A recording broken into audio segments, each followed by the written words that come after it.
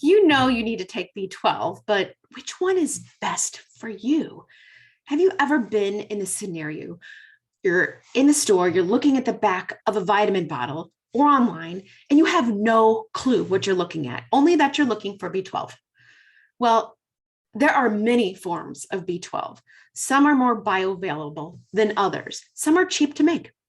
Let's dive into the basics. Hi, I'm Dr. Emily Hecker.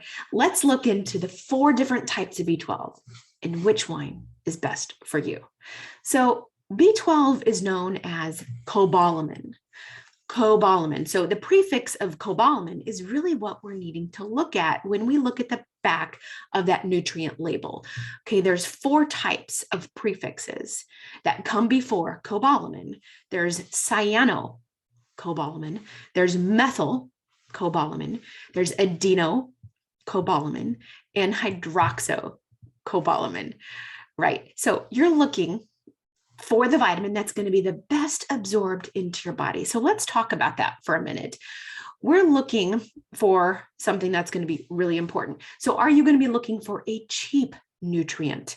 Now, there is a cheaper, more cost-effective, I should say, method of adding B12 into a vitamin supplementation. And this particular form of B12 is known as cyanocobalamin. So Cyanocobalamin takes the term from cyanide.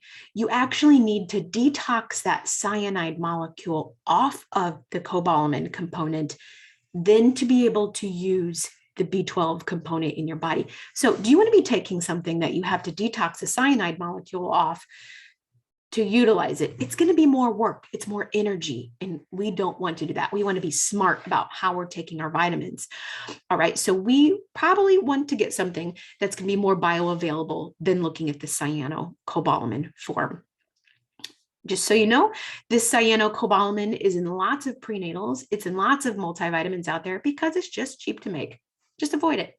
That's my thoughts on that particular one. Maybe you're looking to support methylation.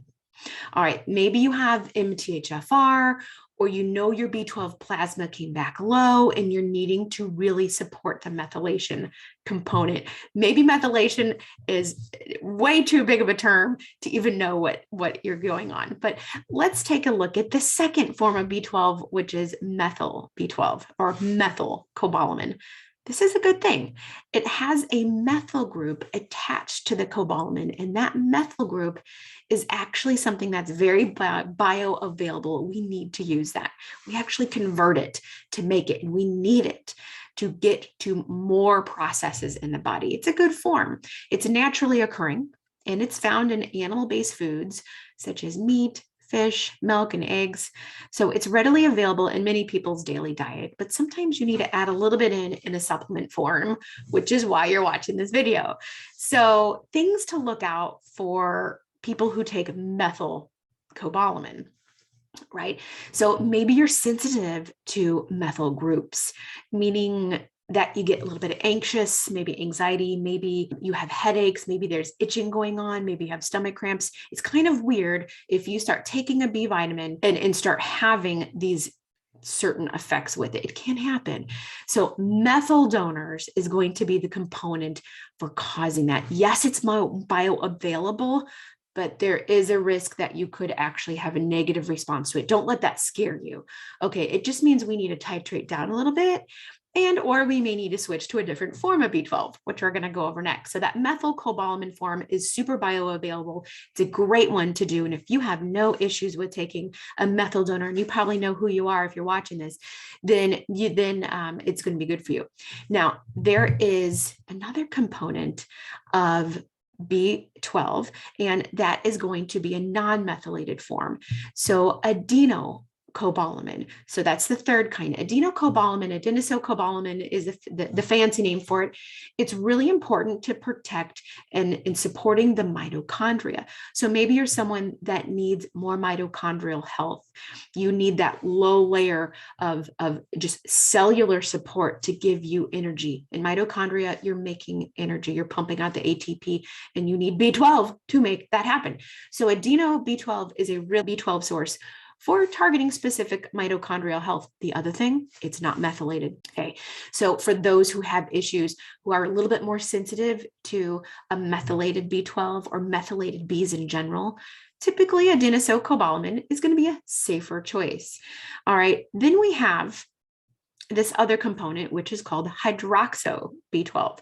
So hydroxo B12 is also a very safe, non-methylated form of B12. You can find some of these blends in different lozenges with adeno B12 and the hydroxo B12 paired together. And again, they're not methylated and they are very bioavailable.